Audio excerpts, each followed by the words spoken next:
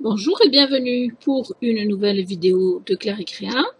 Je vous présente aujourd'hui le tuto d'une des deux créations que j'ai faites pour le concours de Miva Créa. Donc il s'agissait de la représenter à travers une création. J'ai donc choisi, puisque c'est ce qu'elle aime, le style médiéval.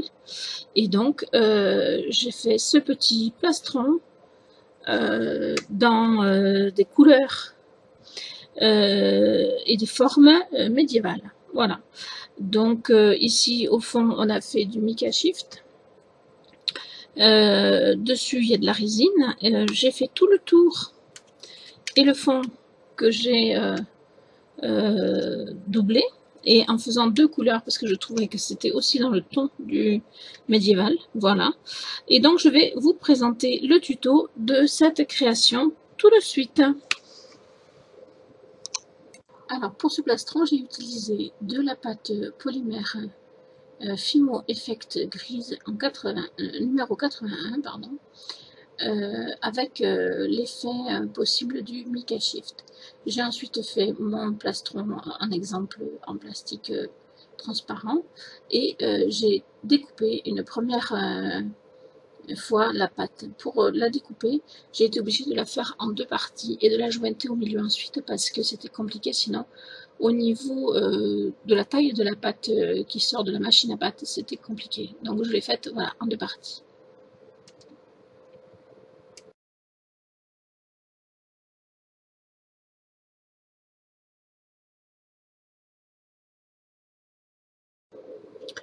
Alors, une fois que mon plastron est découpé, je vais donc venir faire l'effet Mica Shift grâce à une plaque de texture.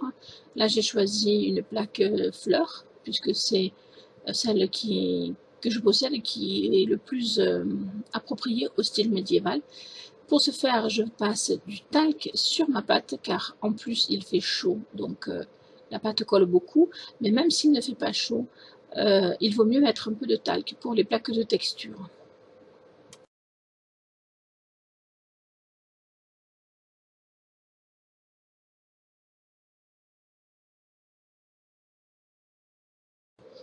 Donc je fais pénétrer le motif de la plaque avec mon rouleau en faisant attention parce que la plaque sur le talc risque de glisser. Mais il faut par contre bien faire pénétrer le motif sans toutefois trop écraser le plastron qui risquerait après de se déformer. Voilà, vous avez l'effet sous les yeux euh, qui n'est pas encore l'effet final. Donc ensuite, on va simplement venir scalper le motif avec une lame souple.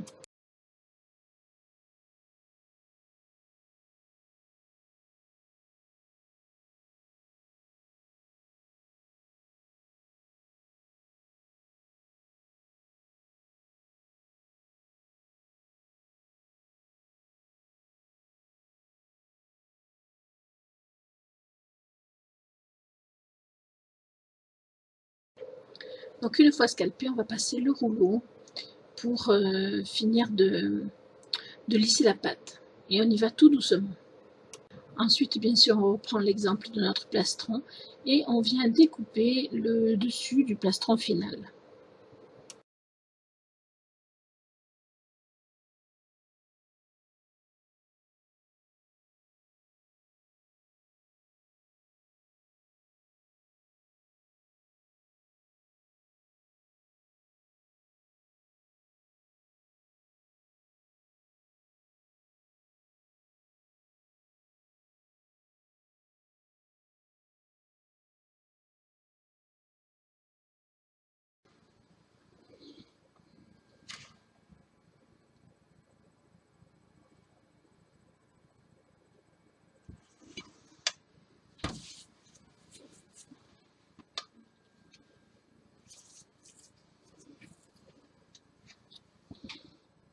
On commence déjà à voir le résultat tel qu'il sera au final et c'est plutôt pas mal.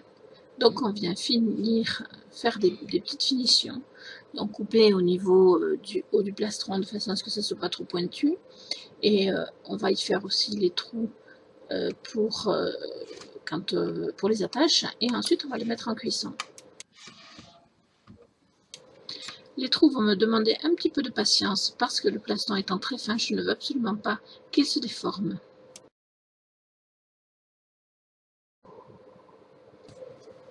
Alors, voilà maintenant notre plastron cuit, en tout cas la première cuisson, et j'ai déjà commencé le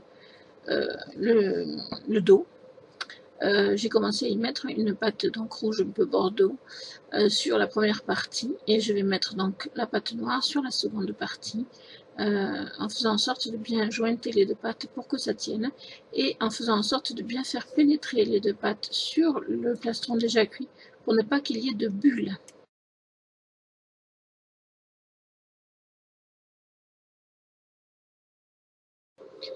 Pour l'avoir déjà fait, je pense qu'il ne faut absolument pas se précipiter sur cette étape, sans quoi vous aurez dans le dos de votre création des bulles plus ou moins grosses d'ailleurs, qui vont se former. Donc c'est vraiment important de prendre le temps de faire, je sais que ça demande du temps, que ça demande de la patience, que c'est un petit peu contraignant, mais c'est hyper important.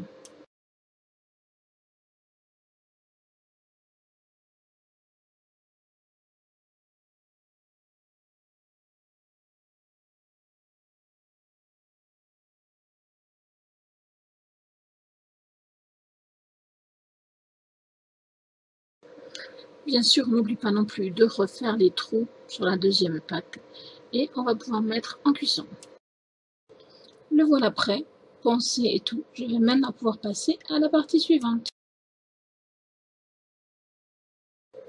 Donc j'ai récupéré 2 vernis noir et rouge ainsi que des pampilles pour mettre sur ma création.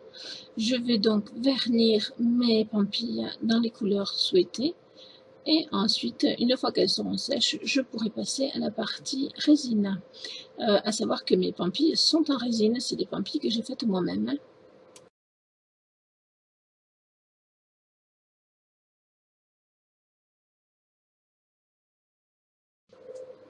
Voilà, mes pampilles sont prêtes, sèches et tout. Je vais pouvoir les positionner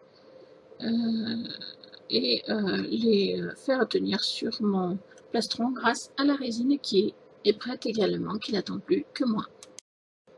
Il faut savoir que la résine va fortifier mon plastron et dans un même temps va lui donner un plus bel aspect.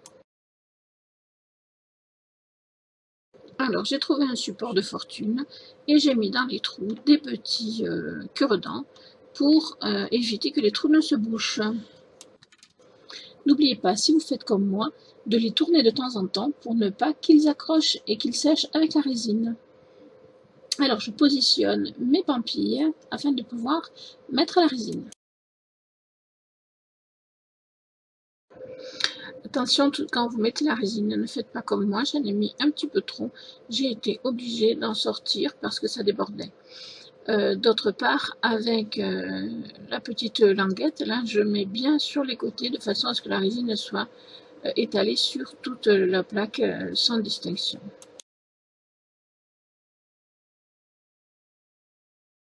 Et voilà le travail. Alors bon, vous n'avez vu que quelques minutes, ça m'a pris effectivement du temps, mais je tiens à remercier du fond du cœur Miva Créa, qui, grâce à son concours, m'a permis de me dépasser sur un thème que je ne connais pas du tout, parce que le style médiéval, c'est pas du tout mon truc, mais j'avais vraiment envie de la représenter puisque c'était le thème, et donc je suis allée chercher des infos et essayer de comprendre ce style pour pouvoir le faire pour elle.